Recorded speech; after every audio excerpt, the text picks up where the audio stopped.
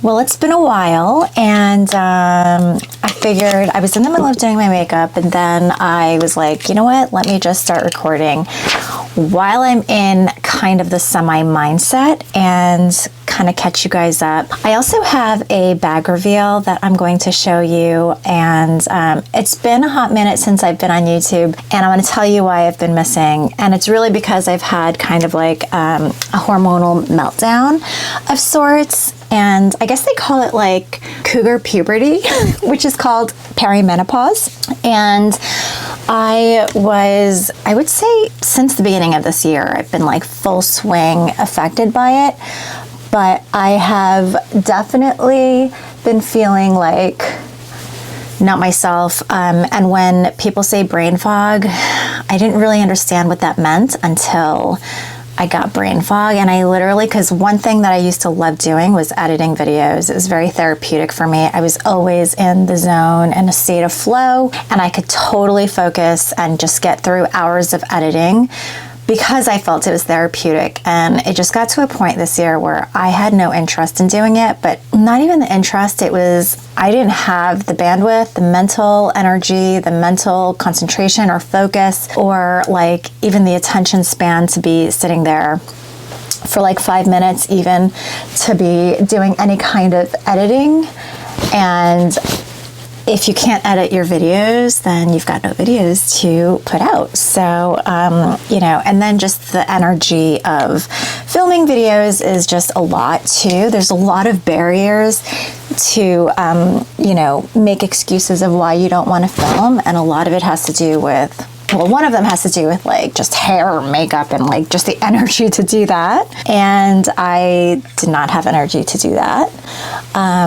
Long story short, perimenopause is just a really ugly place of hormonal disruption, meltdown, all the things where you don't quite know what's happening to yourself. You don't feel yourself, and there's just a lot of like apathy and mood swings and just a lot of mental things that happen, and you just don't feel yourself. And that's essentially how I was feeling. I did not feel myself, and I, you know, was also going through physical changes where I was putting on weight, and I was putting on weight because I was on a lot of vacations, you know, and I'm not complaining. I was on a beautiful family vacation in Korea and Japan and Hawaii, and then that was like, we were away for about almost a month. And then I was home for a couple of weeks, and then I went to Italy with my husband, and we went on like a beautiful bike tour in Piedmont. And so it was just a wonderful experience. And normally when I go off the rails from like vacations or, you know, just eating too much, I can get back on the rails through my normal routine of intermittent fasting and that sort of thing. But I just couldn't lose the weight at all, and it's all in my belly, and I know that's very common. So I'm kind of like, okay, do I accept that? I'm kind of in the middle of trying to accept that, and I'm also trying to fix the brain fog. And actually I've been on creatine, which has been great because it definitely helps to have creatine in the morning, and I've been doing that for over a month now, and it's really helped my concentration, so, and my brain fog. So I'm hoping that, you know, that continues. So that's been amazing, but none of my pants fit. And part of the problem with creatine is you also retain a ton of water, and as a result, you gain even more weight. So that's another thing. Anyway, it's been a huge transition for me in a lot of ways, you know, so I'm just trying to adjust through that, and I'm really trying to have the energy to get back on track, just getting back on YouTube and, you know, doing hobby things that I enjoy doing, which is YouTube, and getting back into feeling myself again. And so I'm going to try. And I think the fact that we're in like the end of October, heading into November this week, makes me feel like, okay, we're heading into the holidays. I'll be in a more cheerful mindset, hopefully. So we'll see how that goes. But let me just do my eyes real quick. Some other stressful things that were randomly happening was we had some water issues, and so we had to take down a little bit of our drywall and fix the pipes in between the walls, and we had to redo our balcony, which was kind of a big thing. And so it was just like, you know, those kinds of annoying things that can cause a lot of stress that is house related. Yeah, just things worth mentioning. Anyway, I have also, as a result of gaining some weight around my waist that I just can't get rid of, a lot of my pants don't fit. So I had to get rid of some pants. Some I'm still keeping because I'm hopeful that maybe, you know, with some time I can still lose some of that weight. So I'm not done battling it, but I did need new pants. So I got a bunch of pants. I'm also obsessed with Boden, and I've been doing some fall shopping at Boden online. And I will say it's probably one of my new favorite stores, and I just feel like for the cozy season, Boden is where it's at for me. In the winter, I feel like I really kind of embrace, you know, the granny vibes in me because, and I don't mean that in any kind of pejorative way, I just mean like, that's definitely one of my style words is, you know, granny-ish. And I feel that because I really, I want to be cozy, and I just love some of those vibes. As a matter of fact, this house coat is from, I bought it like during the pandemic in 2020, but I bought it on eBay, and it's from Dior, vintage from like the 1960s, and it's a house coat. And I went through a phase where I was just like obsessed with house coats, and I only have one house coat, which is this one. It really reminded me of what like the Brady Bunch girls used to wear, which is those beautiful house coats. And I don't know, I'll try to put up a picture so you know what I mean, but it's so beautiful and so classic, but they don't make them anymore, and you certainly can't buy it anywhere, so you have to go vintage. And I bought this from eBay, as I said, and it's one of my most favorite secondhand buys. And I will say that it's what I wear in the fall and winter at home when I'm getting ready. Anyway, what was I saying? So I will do another video. I'm probably going to film another video after this having to do with my Boden stuff and just show you what I've been buying this fall as far as knits and cozy wear goes, and some of the new pants that I had to buy to fit my waistline a little bit better. Also, in this video, I'm going to show you my new handbag that I got in Italy. So when I was in Turin, I flew into Milan, and then I stayed in a hotel in Turin for a day. I didn't spend any time in Milan because instead I spent a couple of days in Alessio, which is this beautiful like beach town, I guess on the Italian coastline, and it was beautiful. But in Turin, I was there for a day, so I just did a little bit of shopping, meaning I just bought one thing, which is this bag, and just to spoil it, it's the Bottega bag. So I've been eyeing this bag for a while, and I will say that I'm glad I waited as long as I did because I'm glad I got it in Italy because I got it at a much better price, because I got my VAT tax back. This is like a Korean way of doing eye makeup where you do like, it's called aegyosal, and you just draw a little outline under your eye, and then you put a little bit of shimmer underneath to open up your eye. Apparently this is what all the K-pop stars do, but I've been doing it for like a year now because I really feel like it makes a difference to my eyes. Anyway, what I was saying is I'm glad I bought it in Italy because I got my VAT tax back, so I got it at a much better price. But also, I don't know, when you travel, I like getting stuff when I travel, so I have something to remember it by. And I'll tell you why it's so special too, because it's something I've been eyeing for a while. I've watched a lot of reviews over the past year or two, and I just never pulled the trigger until now, so it's exciting. Okay, so I'm basically done. My makeup is not exciting at all, I know. I wear like kind of a frosty lip, which I like. I feel like it brightens up my face. I feel like I always do kind of like nude makeup because I never want to feel like a clown. And I always feel like a clown when I put too much on. Although when it comes to blush, it's never too much blush. It's the only thing that makes me feel like I'm awake. Okay, so let's show you the bag. Actually, I want to show you something else real quick. Okay, so this is my house coat. So cute. But I want to show you something really quick because I got something from Banana Republic and I'm a little bit on the fence, even though I really, really like it. There's one thing that I'm not sure about. So let me show you and you can let me know and I'll readjust the camera. So hold on.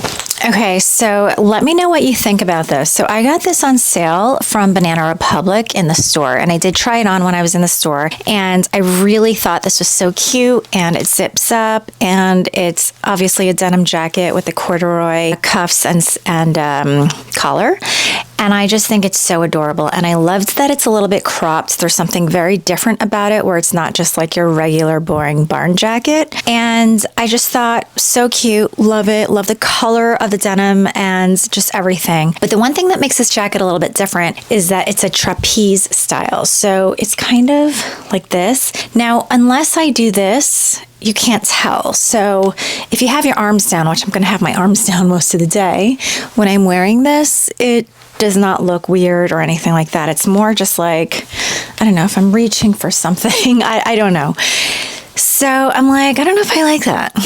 And that doesn't feel very timeless. It feels a little bit too trendy for me. But again, I haven't seen a jacket that is a denim this color with these kinds of color details. Like, it's exactly what I love in this style jacket, making it a little bit different. So it's like, I don't know.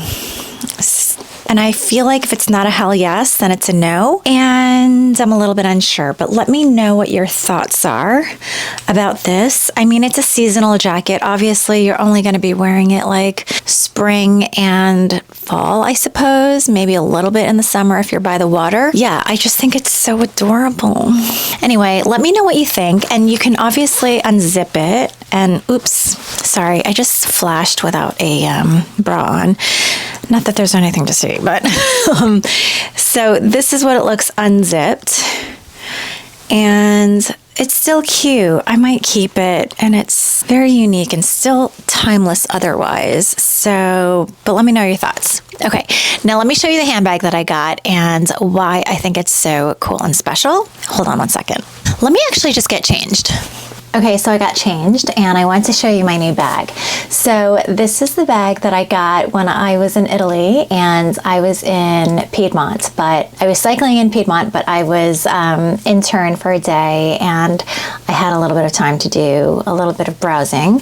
And when in Italy, then look at Bottega Veneta. So this is the bag that I ended up getting. This is the Andiamo bag, and this is a size small, and it's like a sage green color, and I just love it. Now, I have been eyeing this bag for a while now, and I had done a lot of research in terms of just reviews and seeing how other people liked it over the last year or two whenever it came out. And then I was like, I don't know, like I knew the one thing that I thought would bother me was this thing, this, like I love this knot and I love the metal detail, I love the design, but I just felt like because I knew that it shifts a lot, I thought that would really annoy me. And so that really that was probably the main thing that stopped me, that and the price for sure. So anyway, I was looking at a bunch of these, and I'll throw in some clips of the ones that I was also looking at. So there were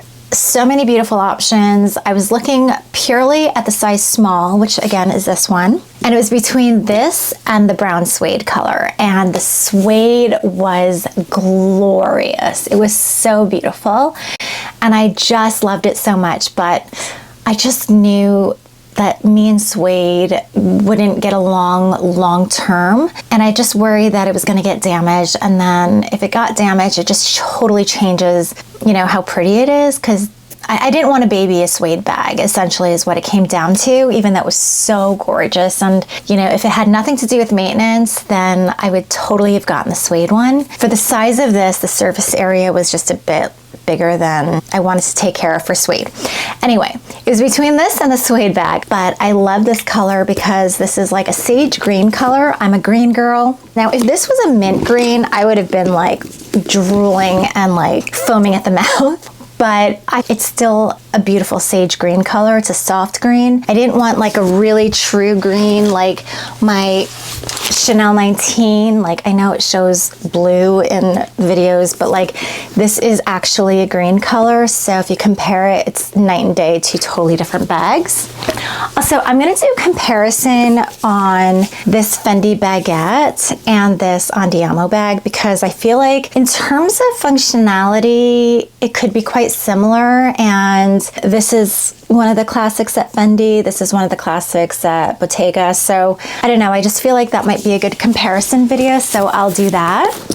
Also, what's so special about this bag is that it's called the Andiamo bag, which in Italian it means let's go. And I didn't realize it at the time because I bought it at the beginning of my trip, of my bike trip.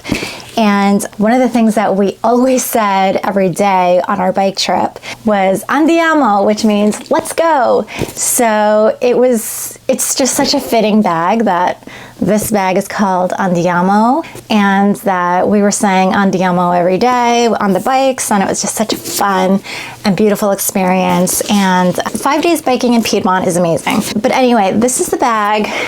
I put so without this, obviously it's just a leather, the regular color top handle, but this twilly scarf thing, silk, is from Dior, and it has my initials on it. And I used to put this on my Louis Vuitton Capucine bag, but I got a better scarf for that one, which I'll show you. This scarf on my Capucines bag I thought went a little bit nicer than the Dior one. This is actually from H&M that I got like earlier in the year on like super sale for like literally $5 that I found by accident. And because it has some like, I don't know if it's gonna focus, but because it has some yellow in it, I just thought like, and some florals and like beautiful pastels, it just went a little bit better. It was a little bit more playful on this one. So I replaced that scarf with this one, which I think is a lot nicer. And then I wasn't sure what to do with this scarf, so I was playing around with it on a bunch of bags. And then when I got this bag, I was like, oh, let me try it. And I just think it takes it up 100 notches. Like, I just feel like it totally changes the bag. It makes it so much more interesting, so much more playful, and adds a lot more, I don't know, a little bit more of a focal point, a little more color, a little bit more zest, I don't know. So I just loved this, and you know, this is how it looks like on my frame, and I'm 5'2". I have worn this bag quite a lot already and totally love it. And this is how it looks crossbody. And the handle does not dig into you because it's not like a super intrusive handle. Is this a little bit longer than I would prefer? I would say marginally, but it's hitting at my hips essentially. So that doesn't bother me at all. But I just think this is such a great year-round bag.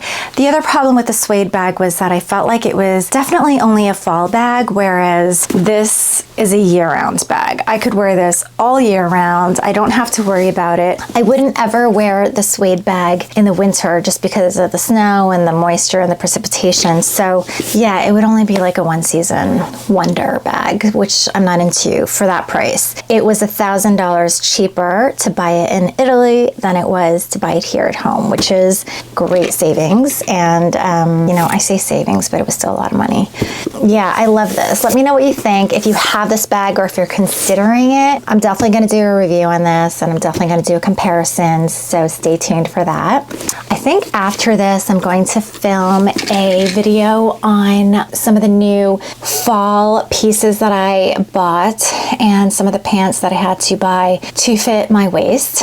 And yeah, this whole transition period for me is definitely tricky and something I'm trying to navigate as peacefully as possible, but it's definitely been hard. I've been very apathetic about a lot of things, and I'm really trying to get back into the swing of life again. I have so much to be grateful for. As a matter of fact, part of me felt really cluttered in my closet, and I always do like regular declutters, and to a point where I'm really not decluttering much because the things that I have, I love, and I'm really trying to be very mindful of anything else I bring in. Anyway, I was decluttering some of the other stuff around my room here, and then I was like, oh, well, I have this like gratitude box that I was like, oh, I don't really need it in here. Let me get rid of it. And then I was like, well, let me see what today's gratitude message is. And then the one I picked up, I was like, oh, this is so good. Maybe I should keep it in my room. It says, if you concentrate on finding whatever is good in every situation,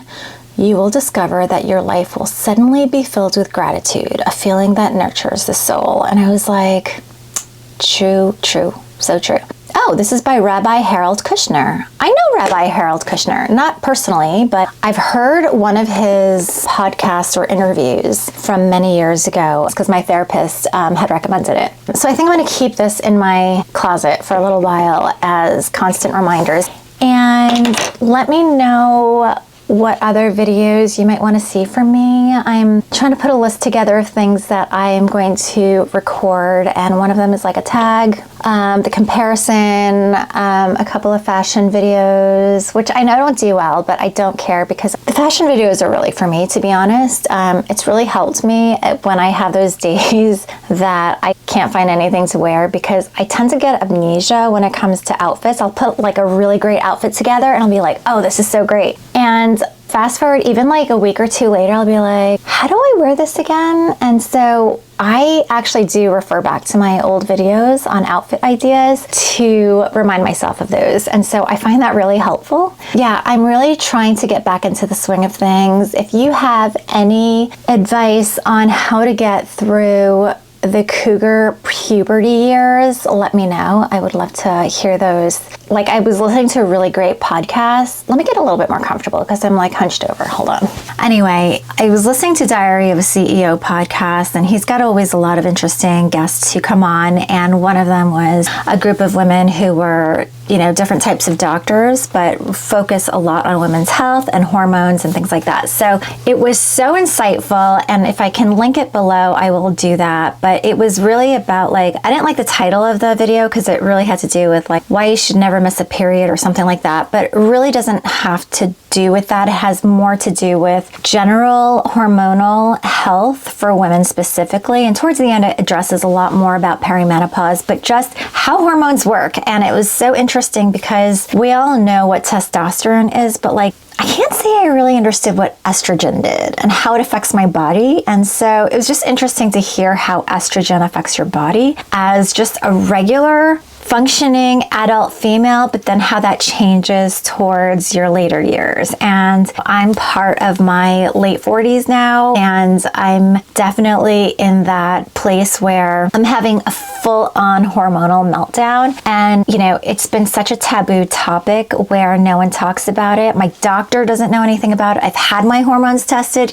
He has no idea what I'm talking about. And he's like, okay, well, yeah, that's kind of normal. And I'm like, I don't want to live in this normal. I want to be happy and I don't want to be miserable. And if you don't know anything about it, I guess I'm going to have to learn about it. And that's kind of where I am now. And I just feel like even saying the word perimenopause is such a mouthful. I would say 10 years ago, I wouldn't have known what perimenopause was, nor would I have cared, to be honest. But now that I'm in it and it's affecting me so much on a daily basis, it is something that I need to get ahead of for my physical health as it relates to bone, weight, vanity, and then also your mental health as it relates to my mood, my energy levels, my desire to be happy.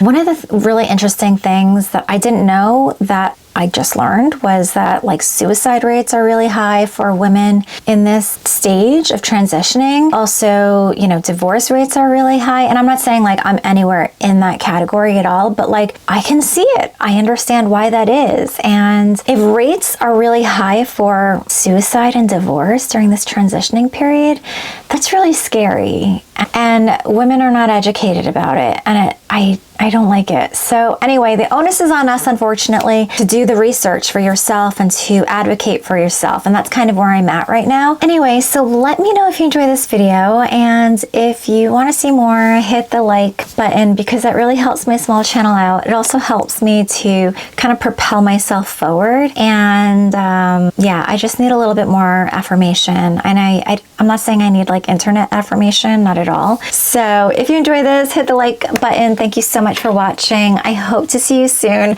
I hope to get to editing this video. I have a couple of other videos that are like months old that I just haven't edited, and I'm going to try to get to those too. Anyway, it's a long goodbye, but thank you.